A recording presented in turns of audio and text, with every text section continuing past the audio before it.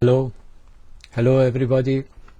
Today is the 12th of May 2016, equal with 23rd of Ordibay, second month of the spring in Persian calendar.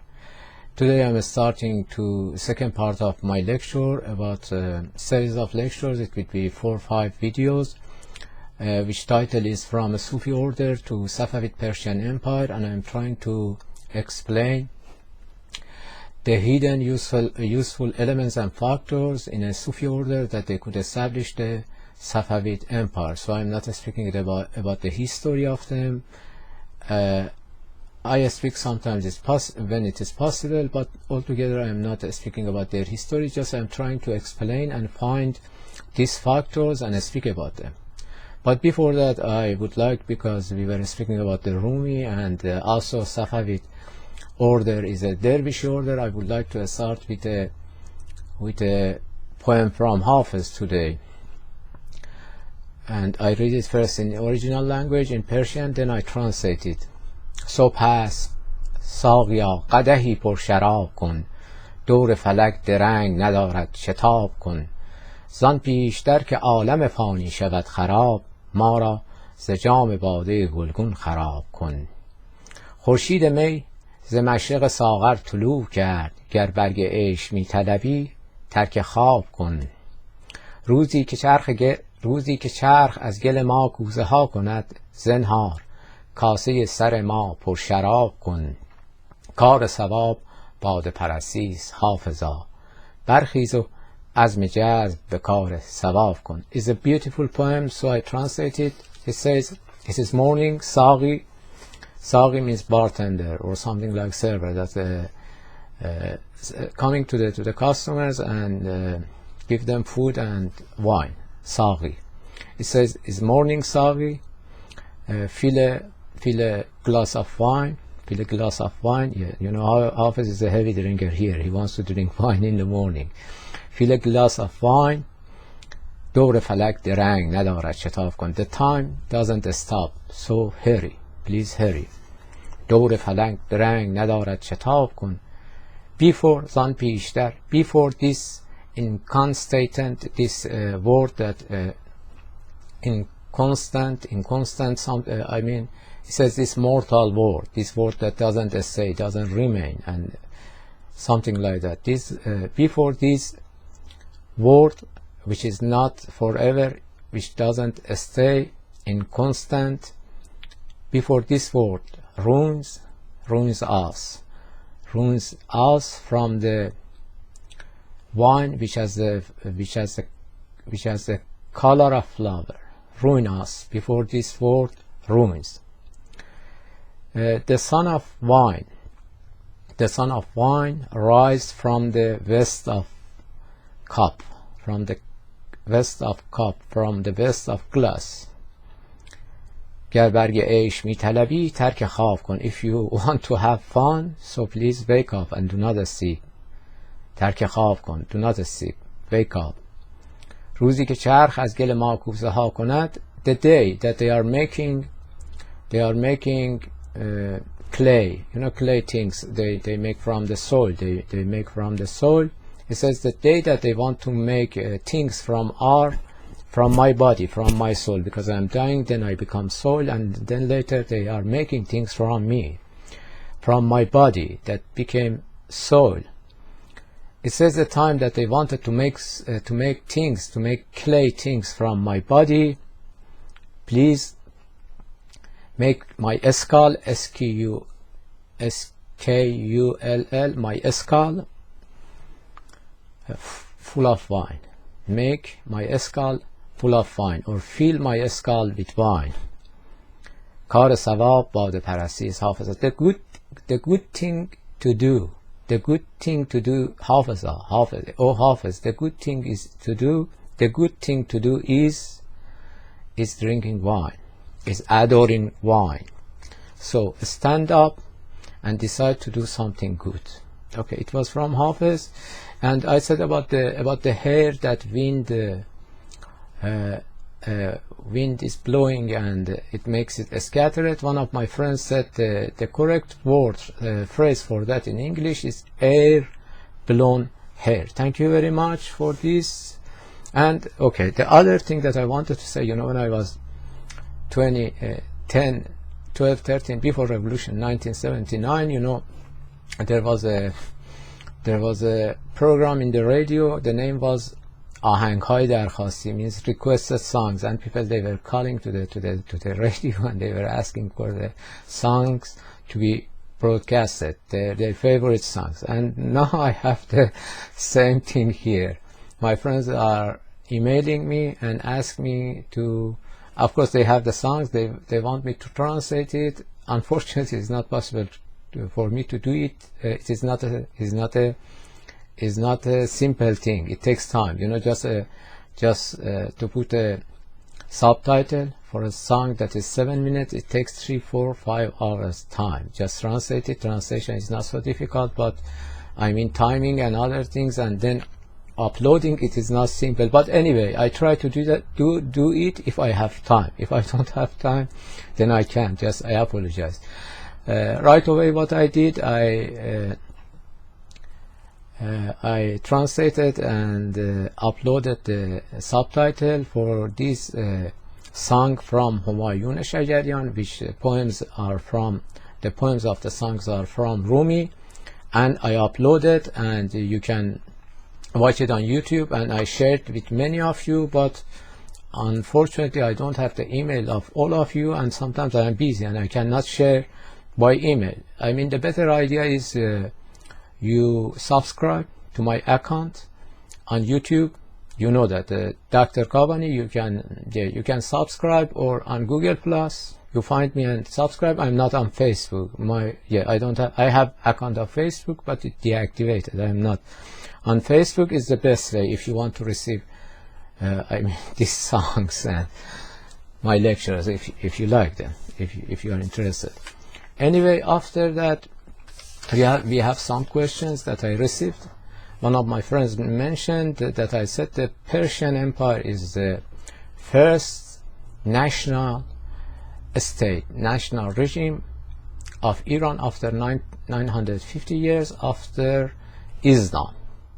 Then Muslims captured Iran. After that, we didn't have any Persian national state or regime. What about it? Is what I said. My friends mentioned, what about the Safavids, what about the Buyids and Samanian? Yeah, I know them. I know, and everybody knows, historians, all of them, but they didn't have all of the characters of a Persian national state regime. And most of them, they were at the same time. They didn't have. I mean, if you want to understand this phenomenon better, it's better to read the book of Walter Hinz, that is speaking about the Safavid Empire, the establishment of the Safavid Empire. I think it explains exactly what happens. Before that, we had Persian states, but they were not like Safavid Empire, and Safavid Empire is the first. And then I spoke about Ardabil, but I didn't say where is the Ardabil. Ardabil is a city right now and before in the northwestern of Iran, and it was the place that Safavid rose from there. They started from there. It is their place. And then I said Khanqah. What does it mean, Khanqah? Khanqah is the place that dervishes gather there and sleep there and stay there. And sometimes they stay there, not all of the time, but it depends when and where. And the place, it is the place of dervishes, like mosque, like church or something like that. And Khanqah is a combination Khan and Gah. Khangah in fact it should be Khangah, but because Arabs cannot say Ge, Arab, they don't have 4 things in their alphabet. It is Ge, like garage, like garage, like garden. They don't have, like Google.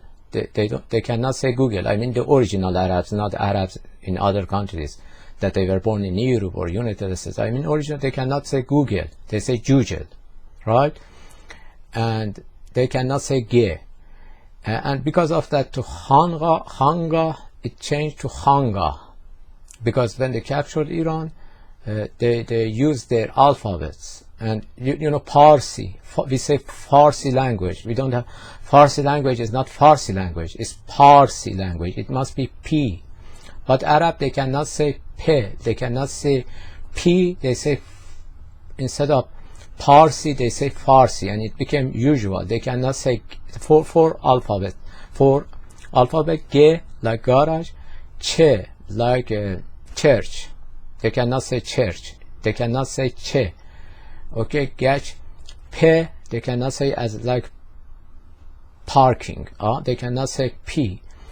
And Je, like bonjour in France, or in France, as like George, which English they say George. Arab they cannot use, they don't have this, so they are using the similar to them, like the similar, and because of that I said Parsi become Farsi, Khangah became Khangah, or Zanjan. Is the real name of Zanjan, which is a city in Iran, is Zangan. You know, there are many words like that that change because of Arabic pronunciation, and Khangah should be Khangah. In fact, Gah means the place in this word. And I spoke about the book Alamarای Amini, but I didn't say who is the writer. Writer is Fazlullah Ruzbahan Khunji. And something else that I should say, I cannot speak about everything here. You know, it is these lectures are for some people that they have information about the books and the people that I'm speaking, because if I want to explain everything, it's too much. You know, it is too much. I cannot do that, and it's not possible. It's not possible to do that. So you can watch, everybody could watch, but I mean, it is for some people that they have some information about that.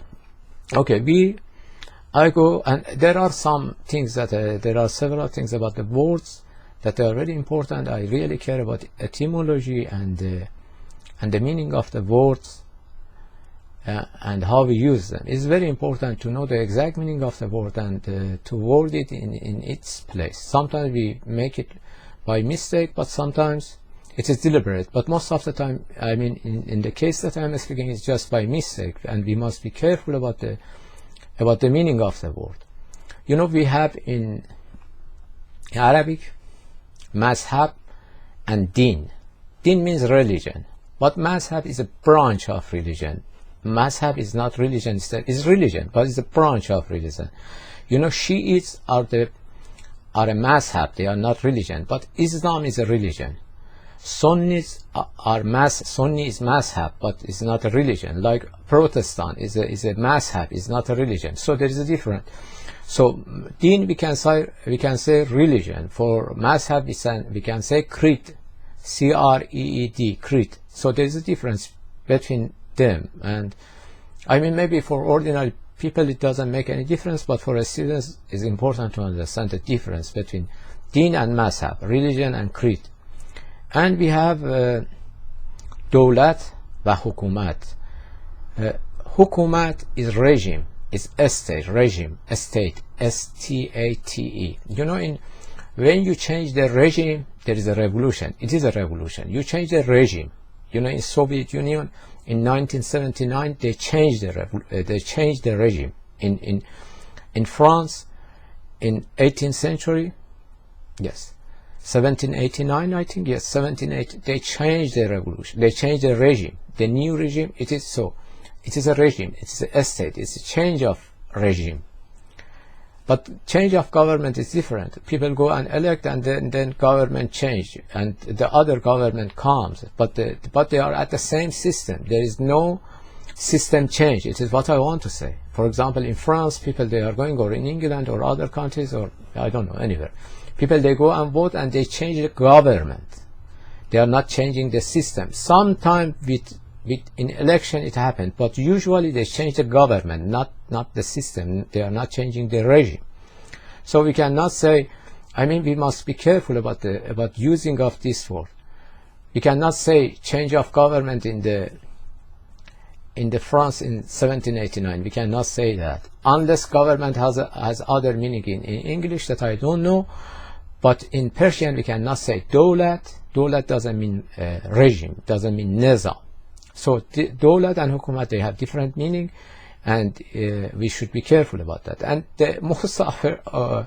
most important things that I see some students make mistakes, and of course students are not guilty. It is just I say students, sorry. Sometimes some teachers, they make mistake about that. The difference between three words, occupy, capture, and conquer. You cannot say the enemy conquered my country. I cannot say that. I cannot say enemy conquered my country. I should say enemy occupied my country. Right? I cannot say. I see some. I have seen that. Or I mean, occupy has a negative meaning. Capture, which tasarruf in Persian, it has a neutral value. You know, you can use for everything. And fath, which is conquering, it has a positive meaning. You know, in positive meaning, it shows you. I say, for example, I don't know how to say.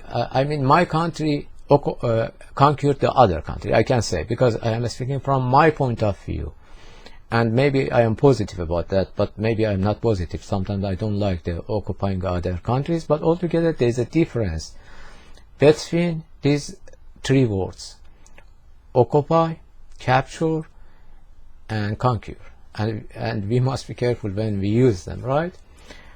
Okay, then we go to see. I spoke about the Persianization, and I had some question about that. What is Persianization, and what I am meaning about that? You know, Persianization, you can say Chinization, you can say, I don't know, anything that, you know, when some people from lower level of civilization, less civilized people, they attack to other country and occupy that country, what is happening? In fact, what is happening? They take the control of the country. Okay, they become the king of the country. They become the leaders of the country, but they cannot run the country because they don't have the knowledge and efficiency to run the country that they have captured or they have occupied. They cannot do that easily. They can, because they don't know how to do that, because they are coming from the lower civilization. They cannot do that. The people that they are living in desert, they don't know how to run a country like Iran, how to run a country like China. They cannot do that. So when they occupy the country, first they try to do themselves. After I don't know, few months or few years, they understand they cannot do that easily. They cannot do that. So what they try to do, they try to run the country with the people of that country. They cannot ruin the country. They can kill all of the people, but I mean, do they want to live in a ruined country? They cannot do that. So what is happening? They start to adapt the higher civilization that they have conquered. The people are there, and the culture is there. Just king change, and people little by little adapt the new culture. It happened many times in the history of Iran. There are many cases. If I want to speak about the examples, there are many examples. You know, I can speak about when the Muslims captured Iran, and also some parts of the Roman Empire, Syria, that there is a fight right now there, Sham. In Iran, what happened when they came to Iran? The Abbasid Caliphs, exactly they copied whatever it was in Iran. Their palaces was like Sassanid kings before the Islam, and the money, everything, not everything, almost just minor changes, because they couldn't run the country, and they were seeing that there is a better civilization here, and if they adapt this civilization, it's much better for them, and too much welfare and too much nice things. So they did it. It happened. So and the Umayyads in Syria, they adapt the culture of the Roman Empire. They did in the other part. I don't know exactly what happened in China. I don't know a lot. In fact, I just know a little about the Chinese history and literature and culture. I don't know what happened there, but I am sure they have done the same things there. Okay, and the other things, you know, the Ghaznavids Ghaznavids, they were Turks. They were not Persian at all. No insult to the Turks. I am Turkish somehow myself, so no insult. But they were not Persian. When they captured Iran or occupied Iran, what they did, they made Persian as the official language of the country and the court, right? Farsi dari means courtier, the language that they are speaking in the court, right? Because, okay, I don't want to stop to speak about that because some people misunderstand me. They think because I am Persian, I am exaggerating about the culture and literature of my country, which is not true. You see that I said that in Asia there are two dominant cultural power. One of them is China in the east of Asia, and Iran in the west of Asia. And you see, if you see the video of late Professor Richard Fry, he was speaking about Eurasia, not Asia. He was speaking in Asia and Europe. There are two dominant cultural power, that one of them is Iran and one of them is China. So, I mean, I am so conservative in comparison with other historians that they are working about Iran, because I don't want to say, some people, they think that I am boasting about my country. But anyway, I am not modest about these things, because it is history and facts could be said. I cannot ignore and do not say the things that should be said. Anyway, and in the time of Ghaznavid that I said to you, I think they should be about 12th, 11th century AD. Ferdowsi is the according to me is the biggest poem of Iran, because his book Shahnameh, the book of kings, because of this book, Persian language and Persian literature, Persian culture he saved us, because when Muslims captured Iran, they changed. I mean, Muslims captured anywhere that they captured, they changed the language. The language of people became Arabic. But in Iran, it didn't happen, and it was because of the Ferdowsi. Many Arabic countries, as you see, they are not originally, I mean, according to genetic, they are not Arab. The Arab countries in the north of Africa, the Arab like Egypt, like Sudan, there are many that are, that they are not genetically Arab. Originally, they are not Arabic. The only Arabic countries genetically, originally, they are Saudi Arabia, and Yemen. The other countries, they had different languages, and Arab changed their languages, but they couldn't do in Iran. Why? Because we had somebody like Ferdowsi. His book, the Book of Kings, that I think is 60,000 verses.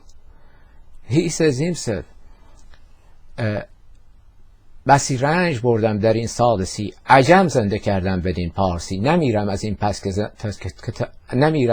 که تا زنده ام، که تخم سخن را همه پراکندم. He says, I suffered for 30 years, and with this book I survived the Persian and Persian language. It is what he says, and he is right.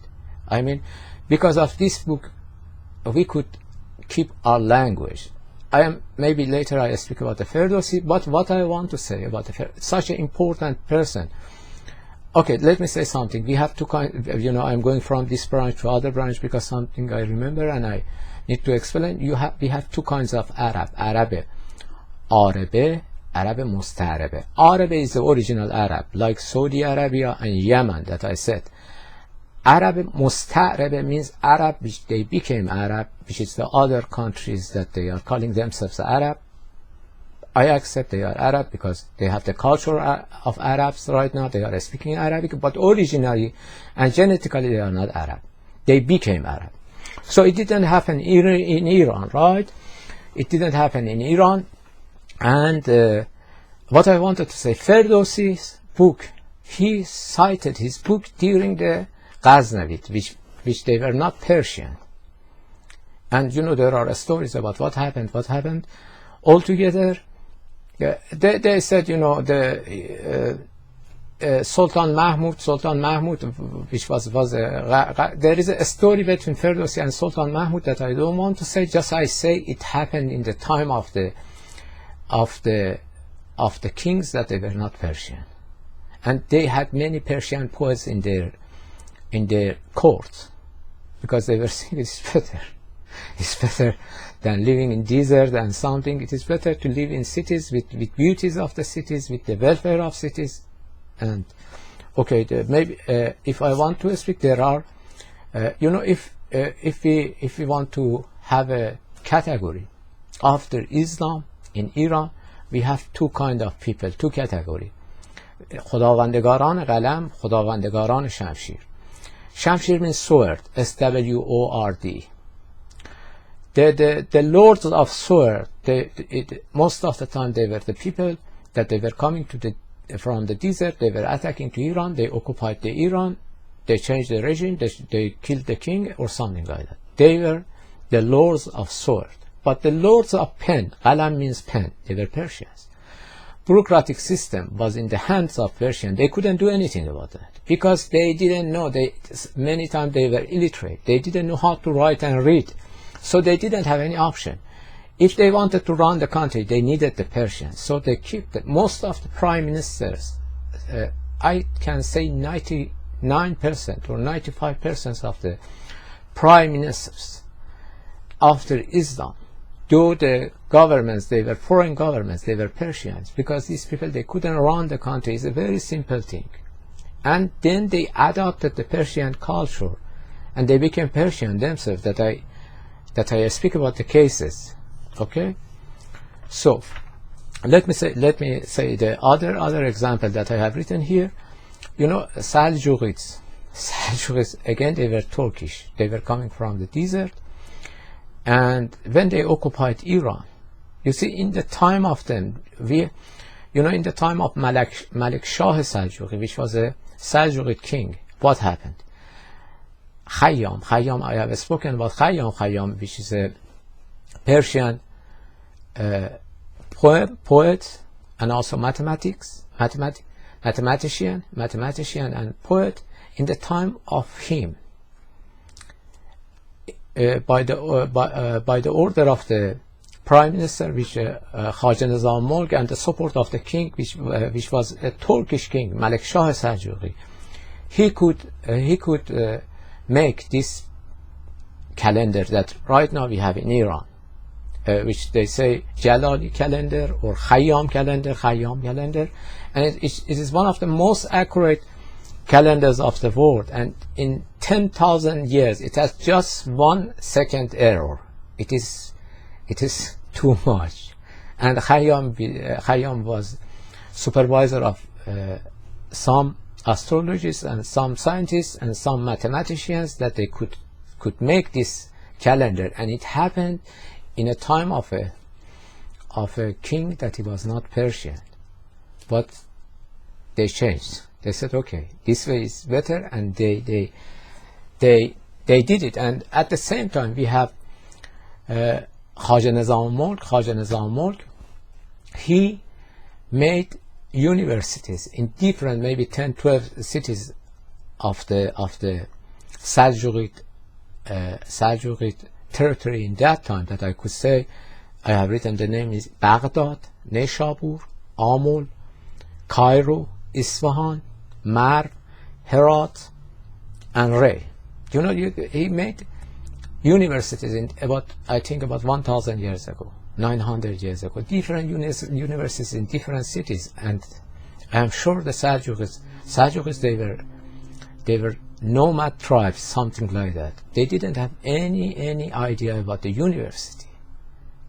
But when they came to Iran, they became supporters of the university. You see how many branches these universities. If you read Saadi, he speaks about the different nizamiyas, different universities in different cities, and it is Persianization.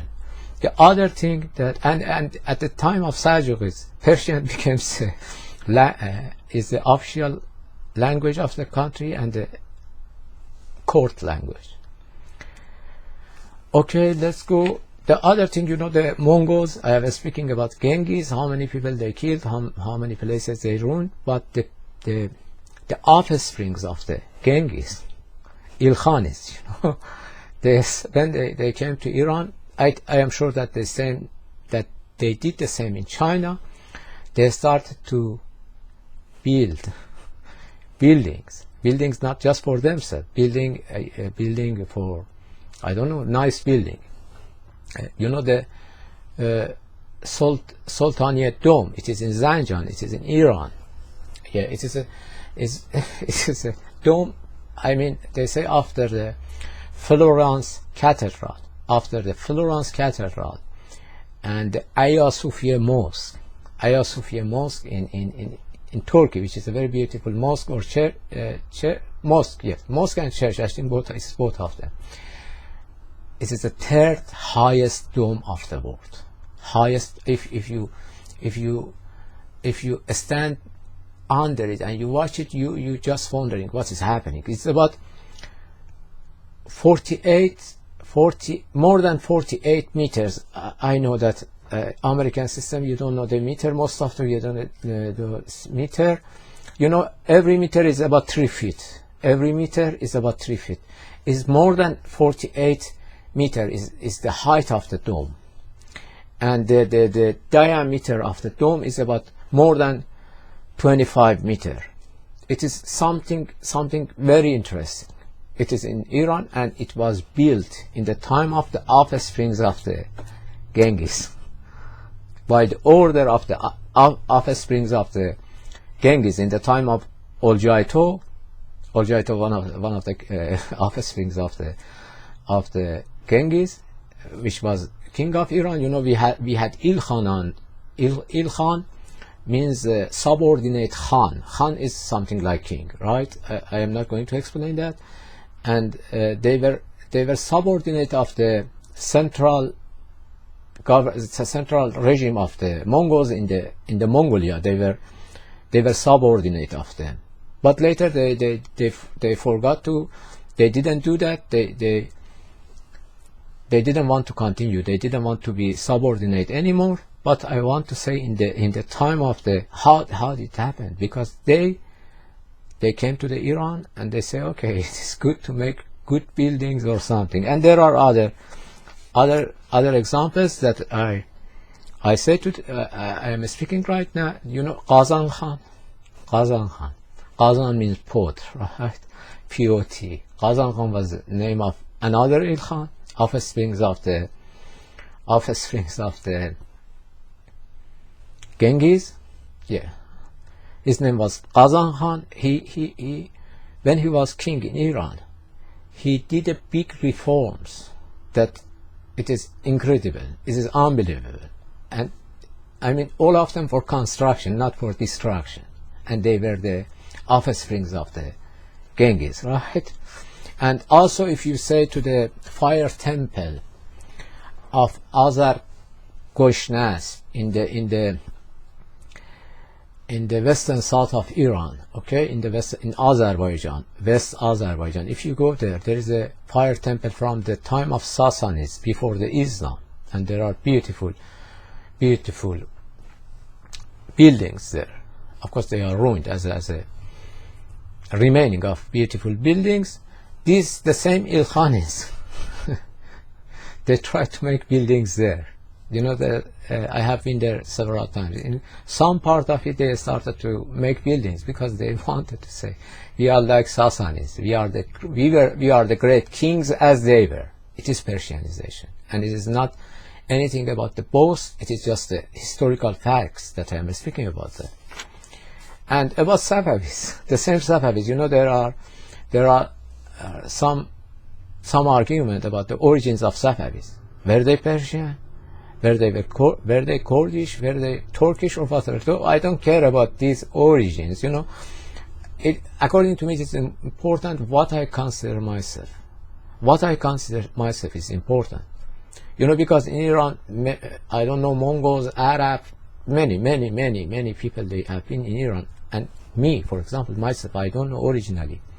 I am Aryan, I am Arab, I am Turkish, I am Kurdish. What I am, I don't know. I don't know who is my real father and mother. I mean, 10 generation before, not. Okay, I don't know who am I, but I consider myself a Persian. so I'm Persian. I think it is important. But what I want to say, the same Safavis, when they started, their capital was Tabriz. Tabriz is the northwest of Iran. Okay, it was in a place that people are speaking Turkish, right? Then little by little they transferred the capital from Tabriz to Qazvin.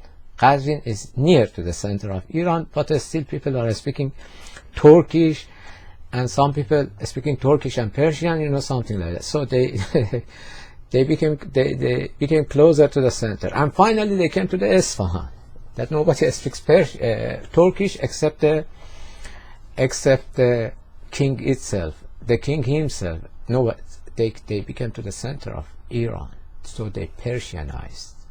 I mean, no insult to any Turkish or something. I'm Turkish myself, right? And I'm Persian both. But no insult. Just I'm speaking how this Persianization works, right? No insult to anybody. I am Turkish myself. And the very nice example that I want to speak about that as an example is Akbar Shah. Akbar Shah Mughal. No, not Mongol, Mughal, because there is a difference between Mongol and Mughal. Mongol are Genghis Mongol, but Mughal, M-U-G-H-L, the Mongols that they were living in India, Mughals. Akbar Shah Gurkani. Okay, they were offsprings of the Genghis. Okay, no difference between. They were direct offsprings of the Genghis in India, but the same Akbar Shah. You know, in the time of the Shah Abbas, there was a problem with the Dervishi movement, Noqtaviye, and many of these people, they were intellectuals and poets, and they escaped from Iran because Shah Abbas was killing them. They escaped to the India, and Akbar absorbed all of them. They brought them to the court and gathered them and supporting them and giving them money to them. And there were many Persian books, Farsi books in that time, in the time of Akbar. I mean, he was more Persian than I am right now, you know, the Akbar Shah. And he had a prime minister, Sadr Azam, Abul Fazl Allami, and his brother, two brothers, and they have written a book about the biography of Akbar, which is in Persian, and other book, Tarikh Alfi, which is in Persian, I think. I don't remember. Yes, Tarikh Alfi, it is in Persian, I think. I don't remember exactly. I have forgotten. Too many things happens. I'm not sure. And, you know, the Persian became the language of the court. And for 300, 400 years, it was official language, I think, official language of India. And many Indians, they were speaking Persian until English came and colonized India. And then English became the language of Indians. Before that, it was Persian. Who did that? All of them Akbar Shah. Akbar Shah Gurkani did that, who was the offspring of Genghis, who ruined Iran. And I consider all of them because of the culture of Iran. Culture which flourished because it was an ancient culture, and it took a long time for this culture. It had a long time to flourish and to grow, and then later whoever attacked, whoever occupied couldn't ruin the culture. They ruined the country, they killed many people, but what they could do with the culture? Could they kill all of the people? Oh, okay, kill all of the people. What do you do with the books? You know, it is what is happening. And I am sure the same happened with China, because China was occupied by Mongols, and I am sure that it happens with any civilized country in the world. When it was capturing by low civilized country. It is what I wanted to explain about that. It is Persianization. Maybe we have Chinization, and we have many other things. Low civilization adopts the higher civilization, and it's so natural, and it happens many times. Okay, we go to Safavis, and I spoke a lot. I mean about the things that they are not the main topics of this lecture. So let's go to the main topic, and I don't think that we have a lot of time to speak about the main topic, but I try to be short. And I start from that. What are the sources about the time of Safavids before they became king, before they established the Persian Empire in 1501? What are the sources? We don't have a lot of sources, and most of the sources are not trustworthy sources. We cannot trust them, most of them, because they change it later. You know, when they were nobody, they didn't care. Nobody wrote about them, and when they became king, when something remained, they started to change. Because they were things that they didn't like people to hear about that, or people they know them as this, so they changed. For example, they were not Shiites at the beginning. I mean, the Sheikh Safi was not Shiite. He was Sunni, Shafi'i Sunni. Then later they claimed that we are Shiites, and they didn't want nobody to know that, so they started to change the books. You know, it happens all of the time. You know, it happens all of the time. So we cannot trust to the books that are speaking about them, but altogether we can read them and understand something. We must criticize them and be smart to see what they say and what they mean and what is hiding, something like that. But I introduced the books. We have Safavid Safa. It is about the life of Sheikh Safiuddin, which was written by Dervish Tawakkul. You see Dervish again. That his title was Ibn Bazzaz. Then we have another history about the Shah Ismail I. We don't know Tarikh Shah Ismail Awal. We don't know who is the writer of it. Then we have Tarikh Habib al-Siyar. Habib al-Siyar is the name. I know Habib al-Siyar, which is from Khandmir. Then we have Ahsan al-Tawarikh. I'm not going to translate the names. It becomes too much. I cannot do that. I can translate, but it takes time, and no, you should know yourself. Hasan al-Rumlu, from Hasan al-Rumlu. And we have Lub al-Tawarikh from Mir Yahya Ghazvini. Then we have Tarikh Alamarai Amini from Ruzbahan Khunji, that it is against Safavids and against Shiites. Let me say something about the Shiites and Sunnis. You know, the establishing of the Safavid Empire parted Islamic world to two parts. One of them Sunnis, one of them Shiites. I mean, the Sunnis, they were Ottoman Empire, and Shiites, they were Persian Empire. And of course, Ottomans, they didn't like it because it was a big challenge to their supremacy, to the Islamic world.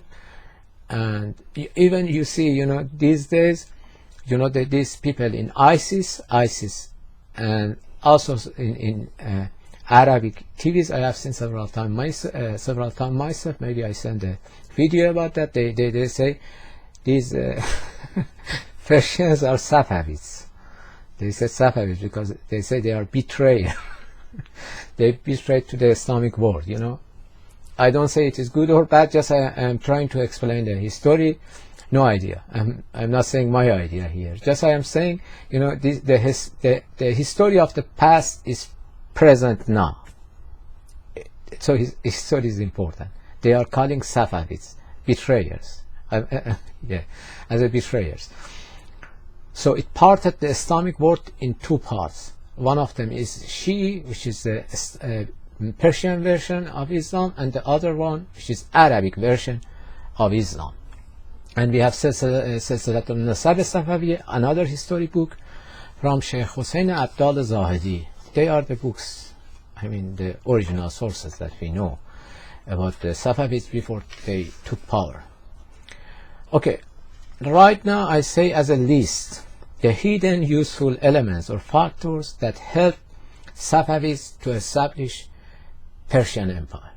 Some of these factors are common in all of the Dervishi orders, and some of them just for Safavids that I'm speaking about them later. Just I say the list of them, and I finish my lecture today.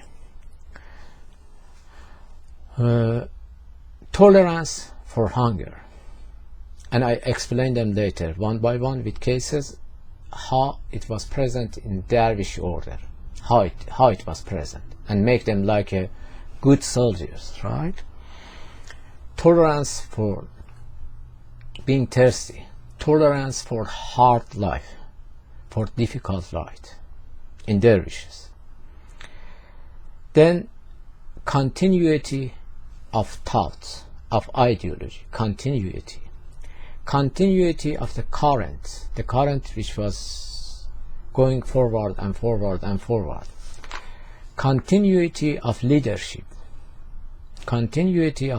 I explain them later. Then full obedience of the followers of these orders, full obedience, and listening to their leaders without asking why. Just do the order. Just follow the order. Just follow the instruction. Full. And organization, communication, good communication, doing things in a hidden way that nobody could understand what is happening, making cover for the things, doing something under the cover of something else. It was present in most of the Dervishi orders, and especially in Safavid Order. They could do that, like a political party.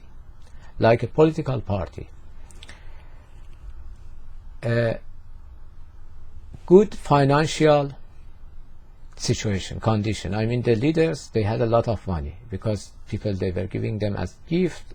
As I explain about that later, they had enough money. So for a political party, for somebody that wants to capture the power, needs money, and they had money. So good financial condition, continuous education and training. They were, the process of education never stopped. And I don't want to say brainwashing, but make people ready with the ideology. And absorbing new members never stopped. Continuously it was what they were doing to absorb new members. Hierarchy. The position of everybody was almost clear. Who is who? It was a hierarchy, not just chaos. Who is leader? Who is after leader? And something like that. It was clear. It was present in most of the Dervishi order. And punctuality. I don't know if it's the exact phrase for that in English. Punctuality. They know what I mean from this word. I mean, they knew what is the time to do something. What's the correct and exact time and good time for that. Not doing in the wrong time. Do it in the right time. It is what I mean. And opportunism.